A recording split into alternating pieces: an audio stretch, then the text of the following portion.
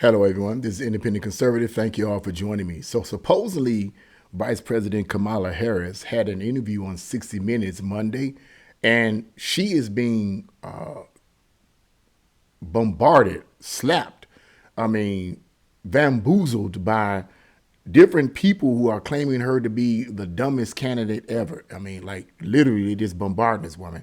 So I'm going to get into this article. I'm going to see if I can give you guys the audio to apparently her answers to questions that were asked her during this interview on 60 Minutes. But yeah, she's been bombarded, talked about. Let's see what she has to say. Let's see here.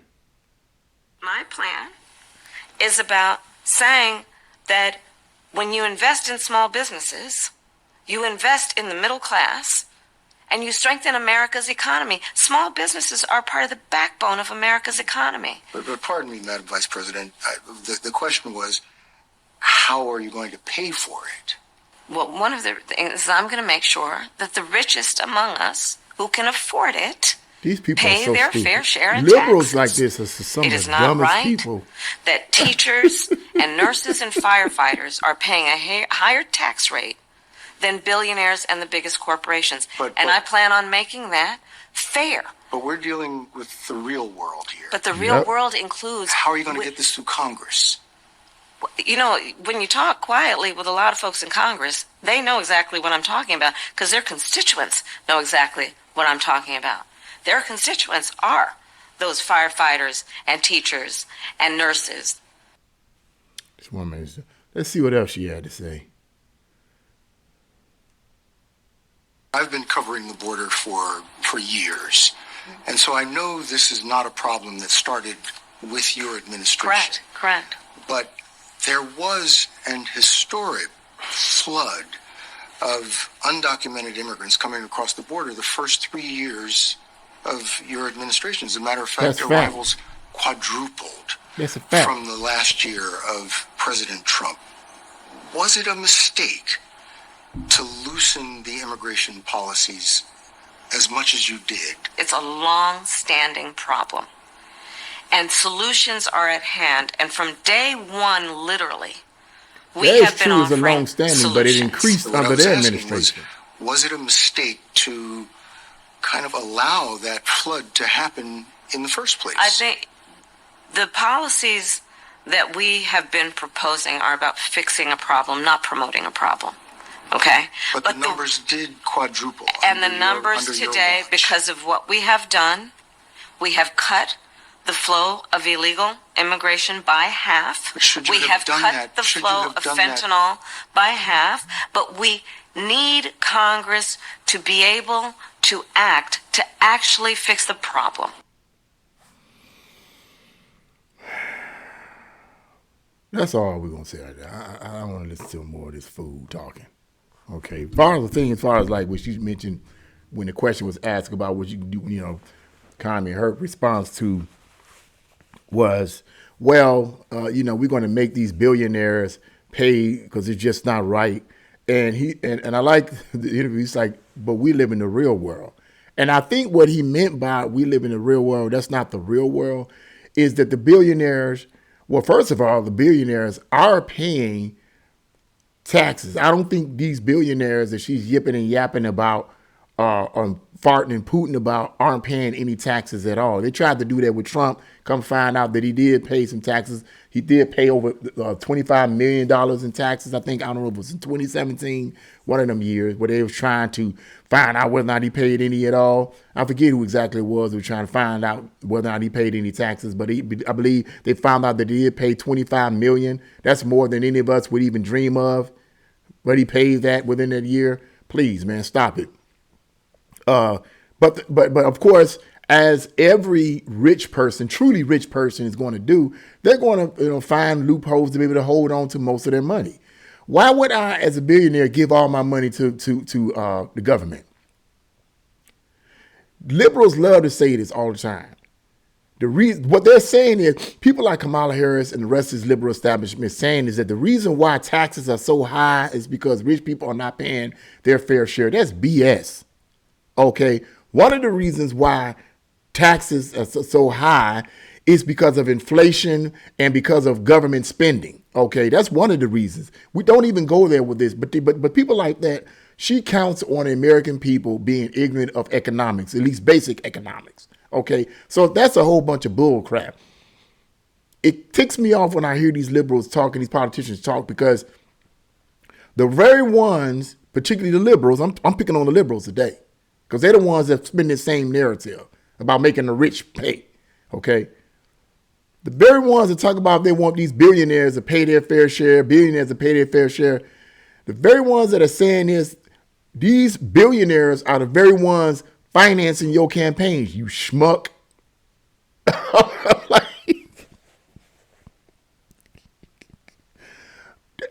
I mean, it's amazing to me, man. It's amazing to me. These very billionaires are the ones paying for your campaign so that they won't have to give all this money. Hey, you scratch my back, I'll scratch yours. And then get on TV and flip the same narrative to the American people that you guys have been flipping for decades. Make those rich billionaires pay their fair share. Are they really paying their so-called fair share? Bull crap. Because for the most part, as I said earlier, the reason in part for inflation is because of government spending. It isn't because billionaires are not paying their fair share. And let's not add that. Let's go ahead and throw the Federal Reserve in there. We could go ahead and throw that in there too, okay? They're part of the reason why we have inflation too, okay? Yeah. We've been having inflation, crazy inflation, since they were enacted and signed into law in 1913. Let's quit playing these games. All the way back to 1913, homie. And the cost of living has gone up astronomically since they have been signed into law by former President, I think, Woodrow Wilson. Let's quit playing games, man. But I don't got time to talk about that right now. I'm covering what this person said, okay, in his interview, and I wasn't going to listen to that because I don't want to hear nothing else she got to say. That's about it. That's about it. That's all I need to hear, to just know that she's counting on the American people being ignorant, okay? And I'm thankful that the interview on 60 Minutes say, wait a minute, this is the real world. What are you talking about? We're going to make these people. And then she yicks and yaks about Congress and all this kind of stuff. Look, these politicians have been doing this stuff for decades. Nothing's going to change. It's going to be the same thing all the time. But it's going to only be worse when you have people like Kamala Harris in there, because she is a communist sympathizer. If she is not a communist, like Trump accused her of being, she's a communist sympathizer. And I don't care what she say. And Tim Walz, he might as well be a communist, period, bottom line. And if they ever get in office, he's going to be whispering communist sweet nothings in her ear. You should do this. You should do that. Man, please, stop it. The middle class is going to be the people that's going to pay. That's who Trump is trying to help. He's trying to save the middle class. It's the middle class that's going to pay, not these rich billionaires that finance the campaigns of both the left and the right in terms of politics. They finance the campaigns. Shut up about these billionaires paying their so-called fair share. The only people that's going to suffer for this are the middle class and the poor people. Them the only ones, because the objective is to create the two-tier system. The very rich at the top of the pyramid and the very poor at the bottom of the pyramid. That's what the pyramid represents on the back of your freaking dollar bill. That's what it represents. That's the real meaning of it. The real meaning of it is that the real power brokers are the ones at the top of the pyramid, and the slaves are you and I. We're at the bottom of it. Now, I ain't no slave. That's how they see us. But I'm not no slave. I don't claim that, Satan, you align one of the blood of Jesus against you. I rebuke you in the name of Jesus. You all are the slaves, okay? I'm not. I'm free in Christ. But that's another story, and I digress. That's how they see us. The elite see us as slaves in their system. That pyramid goes all the way back to ancient Egypt. It ain't got no business being on your dollar bill. What's a pyramid, Egyptian pyramid, doing on your dollar bill? Man, quit playing games. Think about that for a moment. Without even going into all the detail, what does it even represent? It represents, just like I said, if you do some studying on you understand that the dollar bill represents a hierarchy of control that goes all the way back to ancient Egypt. The elites of the society were at the very top. And the I represents their God. And it isn't the God of the Bible. And all the way at the bottom, the lower you go, the lower the echelon of slavery becomes.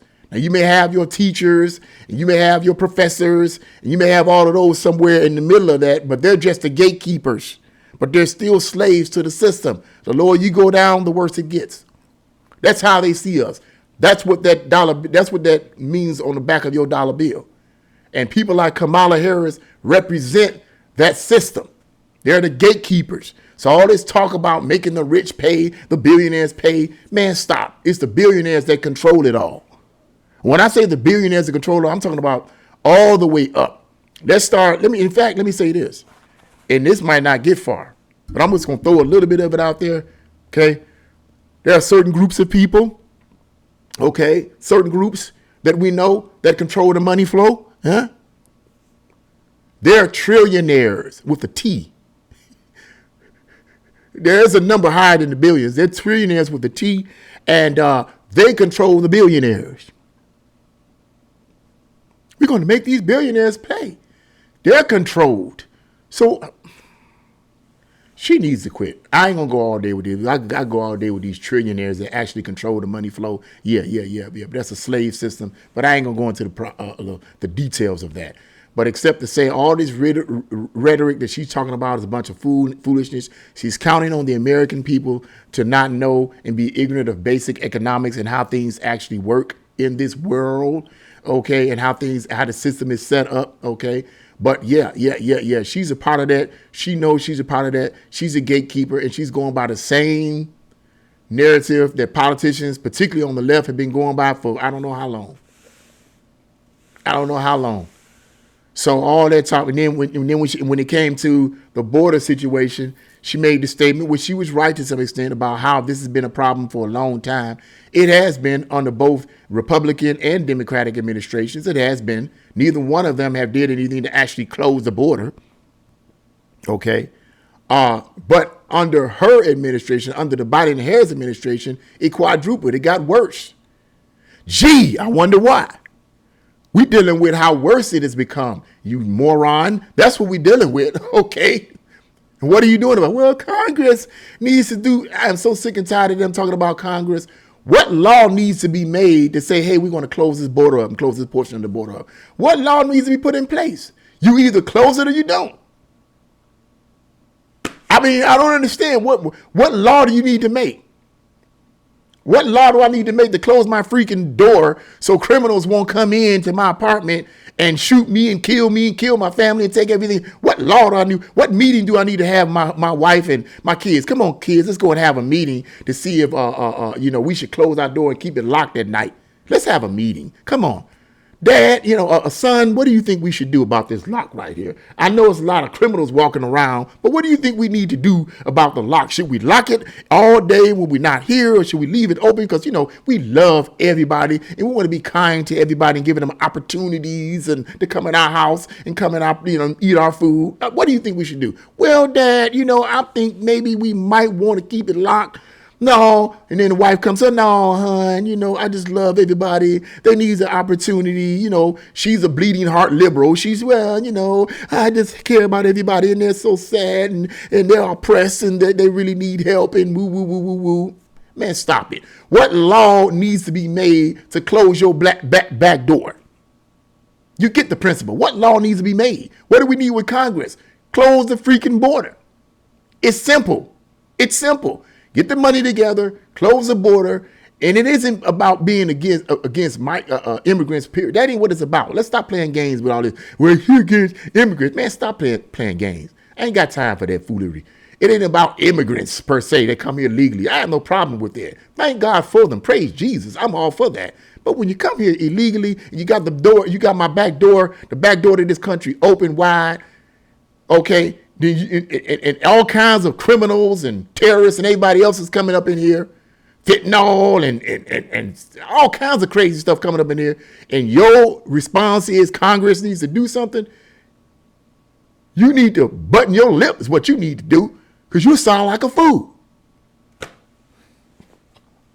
Man, oh man, these politicians make me want to just vomit.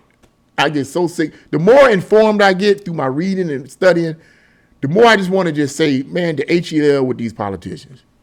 Because they make me sick. And I wish more people knew that. But unfortunately, more people don't know that. So I got to sit and hope and pray that God will open their eyes and they pick up a book somewhere. I'm talking about a real book, something more conservative, not this liberal bull crap that's getting pushed out here, this communist nonsense, but something from the conservative side to see, hey, maybe perhaps there may be a different side to how all this works. You might want to try it out and it might just liberate you. I'm just saying. Yeah, but she messed up in this interview like she did with the other interviews, saying the same rhetoric that she's been saying. What else is new? What else is new? She's still showing her incompetence. Anyway, yeah, that's what I had to say about that. What do you guys think about this foolish interview? Leave your comments in the comment section below. Like, share, and subscribe to my channel. God bless you all. See you again.